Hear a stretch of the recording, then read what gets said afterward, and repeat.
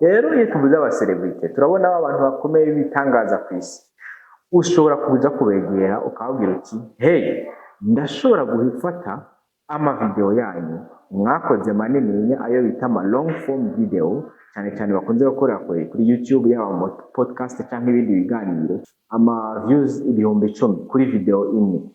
Urumva yuko ibibaye amadolari 30. Warubizi yuko ushobora guhinyanyura amavideo ukayakura mu mavideo manininya ukayashira mu mavideo matonya hamwe bikakubera akazi. Yes, kuri internet nta kidashoboka.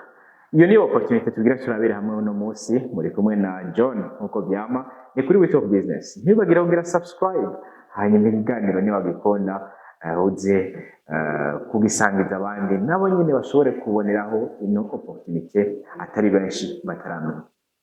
Opportunity tugira turabira hamwe uno munsi yitwa video clipping. Ku batakizi, video clipping ni uburyo ushobora guhinyanyura amavideo ukayakura muri manini ukayashira muri matonya ukayashira ku marezo sosio, hama bikakubera akazi bikakuza birakungukira bivanye n'ukungene uza uraposta. Iyo ni opportunity tugira turabire hamwe kugira ushobore kwitahura byose. Menye neza yuko ubonye muri no myaka turi mu gihe ca rezo sosio, aho abantu bose bakomeye ku isi, aba celebrity batandukanye ndetse n'abanyapolitiki benshi bakunze kuja ku mbuga kugira bashikirize ivyiyumviro byabo bashobore kugira iyo influence yo pouvoir ku bantu, pouvoir d'influence. Rero uno mwaka canke muri bino bihe tugezemo ni ibihe aho abantu batandukanye benshi bagaragaza kubaka influence ku marezo sosio mu gushikiriza ivyiyumviro byabo canke mu kuguma bagaragara ku mbuga. Iyo rero opportunity tugira turabira hamwe no munsi ni opportunity ushobora gukorera en ligne ku mashini yawe mu gukoresheje bwa bumenyi bwawe busanzwe bwawe ndi aho unegeje. Rero iyo tuvuze aba celebrity turabona abantu bakomeye bitangaza ku isi, ushobora kuza kubegera ukababwira uti hey, ndashobora guhifata amavideo yanyu mwakoze manininya ayo bita ama long form video, cyane cyane bakunze gukorera kuri YouTube yaba mu podcast cyangwa ibindi biganiro, nkayahindura mu video tw'uduklip. Iyo rero opportunity ushobora gusanga kuri rwa rubuga twigeze kuganira ubona go surundi ni Whoop, aho usanga abantu benshi bagaragaza gupropose iyo service barondera abantu babakorera iyo service. Rero abantu ni bimwe bavuga bati ibyimburwa ni byinshi ariko abakozi ni bake. So byukuri koko no kuri no opportunity ibyimburwa ni byinshi abakozi ni bake. Ukuntu bikora rero nkuko twabivuze ucufata yama video yama long form video ukayahimbura mu dupati duto ukatugira udu short form video. Izo nazo ni za video zo posta kuri TikTok, kuri Instagram Reels cyangwa Facebook muri form de court video ukaziposta. Then baba celebrity abantu bakeneye ku buildinga influence yabo ku marezo sosio, ikintu bazoguhembera ku ma views waronse.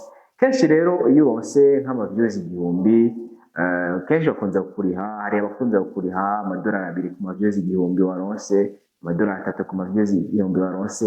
Iyo mbere rose ama views 10,000 kuri video imwe, urumva yuko ibibaye amadolari 30. Yumvire wa posteje video nka 4 ku munsi, urumva yuko mu ndwi urashobora kwinjiza nk'amadolari 120 gutyo. Ako nakaroro gasanzwe.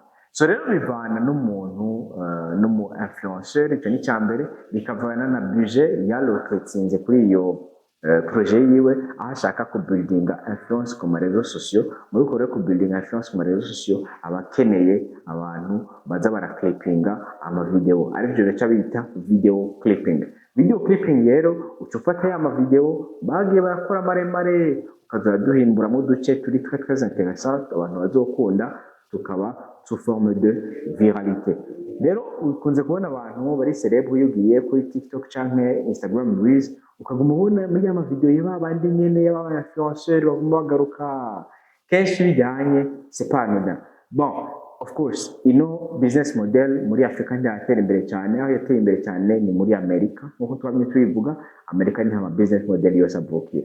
ni muri Amerika rero hamwe n'i Burayi ibihugu bimwe bimwe aba celebrity b'abafaransa bake baratangiye gutahura iyo business model. So rero umenye yuko nawe rero nyimba uyumvise no munsi kuri WeTalk Business, umenye yuko uyumvise ro mu Burundi no munsi no opportunity uri mu ba mbere presque bayimenye kwisi. So akazi kawe rero nakahe?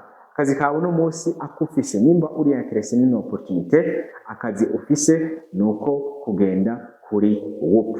Imbere yuko bandanya ku makeup akurikira, nagira ndakwibutsa ugire subscribe guys. Nongera kwibutsa yuko dufise conference iko irategurwa vuba cyane mu kucenda, hama munyaruke mwiyandikishe kuko ibibanza biri très limité kandi zoba iri très intéressant. Ku banyabanza nabo very soon muri ino ndwi itariki za hafi ku banyabanza mumenye yuko tubashikiriye, gusa iyo nayo ni conference iri très spécial iri restreint twabandanije. Rero akazi ufise nko kuna enda yabwiye ni ukuja kuri Whoop ugaca ugenda kuri section ivuga cyane ku ma video clipping. Guys, c'est vrai urashobora kwibaza ati bigenda gute, iyo Whoop ikora gute? Listen, iyo ukeneye ku focusinga kuri ce genre de business, umenye yuko you will do the job, you need to do your homework, uzotereza gukora akazi.